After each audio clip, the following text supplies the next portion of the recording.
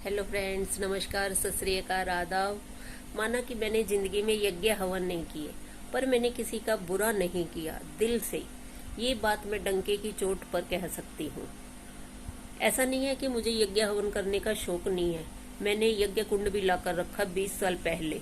लेकिन मेरी जिंदगी एक पति के हाथ में ऐसी गई, ऐसी मैंने शादी की कि तबाह करके रख दी। मेरे 2 बेटे हैं और मैं हूँ, तीनों को साइकेट्री की दवाई खिलानी शुरू कर दी उसने। ये तो शुक्र है दिमाग दुरुस्त है मेरा अभी भी। डबल बनवास मैंने काटा है पति के साथ, 28 साल का। लेकिन उसको छोड़ो, खैर। मेन बात है, मैं यज्ञ हवन माना कि मैंने नहीं किए, लेकिन दिल से बुरा नहीं किया। इस बात की मुझे बहुत खुशी है। इसीलिए मैं जो है किसी से डरती नहीं हूँ। कोई भी मेरी बातों में आपको ऐसा नहीं लगेगा कि मैं झूठ बोल रही हूँ। बोलती भी नहीं। क्या जरूरत है झूठ बोलने की? भाई, जब सच्चाई से काम चल रहा है, झूठ वहां बोलो जहां बहुत ही तुम फंस जाओ। ऐसा नहीं कि बिल्कुल नहीं, आजकल के जमाने में बोलना चाहिए, कभी कभार बोलना भी पड़ता है। पर ऐसा नहीं कि बात बात पे मैं झूठ बोलूं, ऐसा नहीं है। तो मुझे एक खुशी होती है। कभी मैंने जिंदगी में मान लो यज्ञ हवन नहीं किया, बड़ी बड़ी बातें भी नहीं हाकी मैंने। हाँ, मैं सिंप्लिसिटी से, सादगी से, साधारण तरीके से मैंने जीवन बिताया है। कभी मैंने ऐसे घमंड नहीं किया। अभी भी आप देख सकते हो, ये चुन्नी काली है और ये टी शर्ट, अभी मैं नहाई भी नहीं हूँ। कोई ऐसा नहीं मुझे मेकअप लगा लगा कर दिखाना है दुनिया को, या मुझे रिझाना है किसी को। भाई, कब तक तुम क्या कहते बॉडी दिखाकर या मेकअप लगाकर किसी को खुश कर सकते हो? जब तक आपकी बातों में दम नहीं होगा, सच्चाई नहीं होगी, आप किसी का भरोसा नहीं जीत सकते, तब तक आप कितनी देर किसी को धोखे में रख सकते हो? 1 घंटा, 2 घंटा, 2-4 दिन, है ना? ज्यादा देर नहीं चलता ये सब कुछ। तो इसलिए सादगी में जो बात है, मिठास है, सच्चाई में जो बात है, वो सालों साल चलती है, ना कि 1-2 मिनट। और तो और चाहे मेरी जिंदगी में एक व्यक्ति आई, एक पर्सन से मैं बात करूं, पर पूरी सच्चाई से करती हूँ। क्योंकि ऐसा नहीं है कि 40-50 की एज में आप किसी को धोखा दे और वो बेचारा खुशी के लिए बात करना चाह रहा है और उसको दिल पर इफेक्ट पड़े या दिमाग पर इफेक्ट पड़े और पागल होकर तुम उसको छोड़ दो। जिससे बात करो, सच्चाई से करो, ईमानदारी से करो। तो मैंने कभी किसी को धोखा नहीं दिया, किसी को कमेंट नहीं, फिक्रे नहीं कसे कि ऐसा क्यों पहना, वैसा क्यों पहना। भाई, जिसकी जितनी कैपेसिटी है वो वैसे ही तो पहनेगा, वैसे ही खाएगा, है ना? और तो और कई लोग घमंड बहुत करते हैं, घर का, बच्चों का, पैसे का, नौकरी का, छोकरी का, और क्या कहते हैं, गाड़ी का।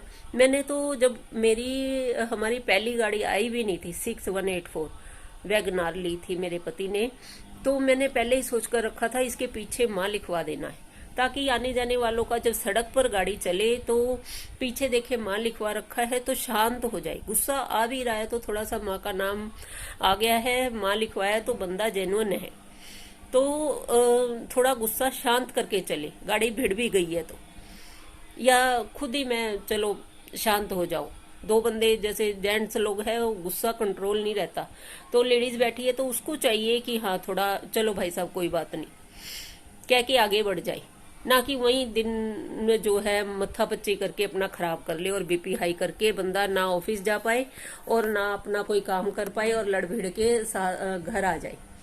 तो कभी भी मैंने लाइफ में झूठ बहुत बहुत रेयर बोलती हूँ मैं, एक आधी बार कभी कभार।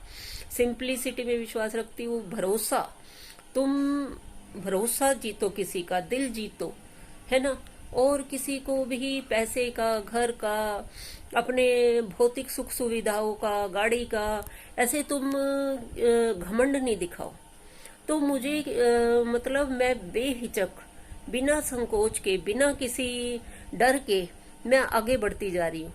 और मुझे जिंदगी में ऐसा नहीं कि कुछ मिला नहीं, भगवान की दया से जो जो कुछ मैंने मांगा सब मिला। ये मैंने बिल्कुल भी नहीं कहूंगी कि मुझे कुछ नहीं मिला, है ना? मेरे हाथ पैर सही सलामत है अब तक। और मुझे नौकरी, घर, बच्चे, है ना। अभी भी बेटे का घर बन गया है, 2 घर पति के हैं, मैंने बड़ी मेहनत से पेट काट काट के बनाए थे, मन्नतें मांग मांग के, लेकिन वो मुझे छोड़ने पड़े। बिल्कुल अपना सारा सामान, घर गाड़ी सब छोड़कर मैं आ गई। और भगवान की दया से, चाहे छोटा है, बेटे का भी घर बना है, ऐसा नहीं कि नहीं है, अभी बनाना है, पर है तो सही ना, कहीं किराए पे सामान उठा के तो नहीं हम जा रहे। तो सब चीजें मुझे मिली है, और मुझे अच्छे इंसान भी मिले हैं, जैसा मैं चाहती थी। हर किसी के साथ मेरे विचार नहीं मिलते, हर किसी से मैं बात नहीं कर सकती। जिससे भी बात करती हूँ मैं शिद्दत से करती हूँ, ईमानदारी से करती हूँ। तो किसी को धोखा ना दो। तो अगर ये सब गुण होंगे आपके अंदर, जैसे ये कोई जरूरी नहीं आप घंटी बजाओ, सुबह सुबह पूजा करो और बच्चों को गालियां देते रहो, है ना। ये पूजा व्यर्थ है आपकी। या फिर आप टाइम पे खाना ना बनाओ और बच्चे स्कूल के लिए, नौकरी के लिए लेट हो जाए, या पति लेट हो जाए, तो ये भी कोई तरीका नहीं। आराम से, चाहे आप लेटे लेटे या चलते चलते एक मंत्र का उच्चारण कर ले, या कुछ अच्छी सी बात कह दे, तो ये भी एक टाइम में आपने किसी का दिल नहीं दुखाया। ये भी मंत्रों का काम करता है। तो ये बहुत छोटी छोटी चीजें हैं, पर बहुत मायने रखती हैं। ना कि हम जो है सांसारिक चीजें इकट्ठी करते रहे, एक घर, 2 घर, 1 गाड़ी, 2 गाड़ी, 4 गाड़ी, बच्चे की अलग, बड़ों की अलग, पत्नी की अलग, है ना। तो इनका कोई भी जो है पैमाना नहीं है।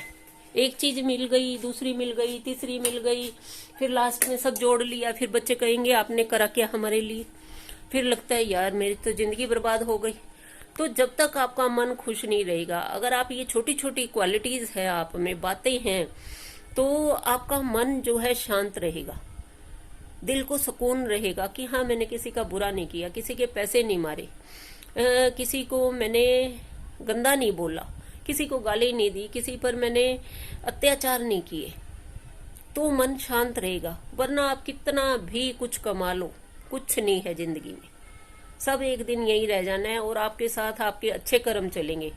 बजाय हम लास्ट स्टेज में सोचे कि हाँ अब सन्यास ले लेते हैं, या अब यज्ञ हवन करते हैं, या हरिद्वार चले जाते हैं, वहां पाप धोयाएंगे, ऐसा कुछ नहीं होता। जब आपका मन शांत रहता है, जब आपकी अंतरात्मा भी गवाही देगी।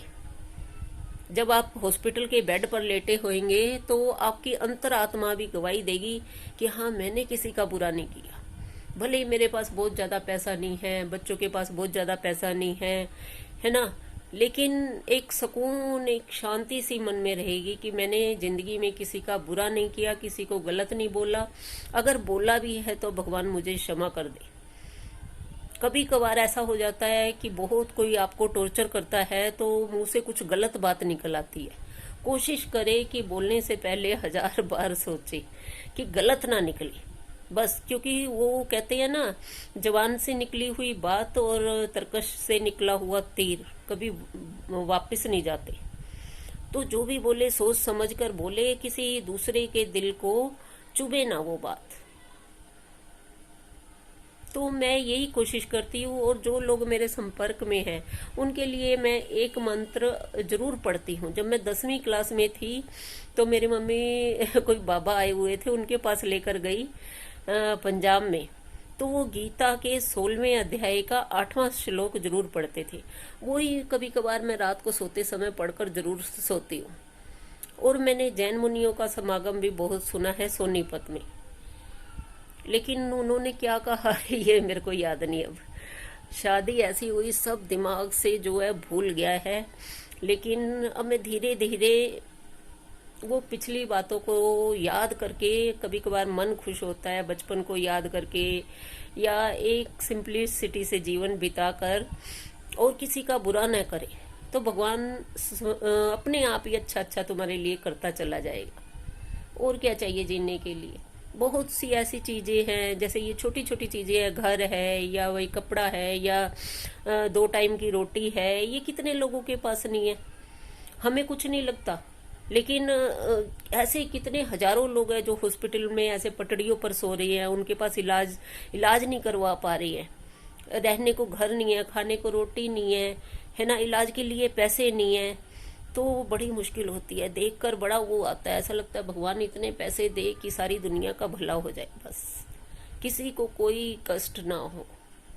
सर्वे भवन्तु सुखिनः, सर्वे सन्तु निरामया, सर्वे भद्राणि पश्यन्तु, माँ कश्चन दुख भाग भवेत्। किसी को भी किसी प्रकार का भी कोई कष्ट ना हो।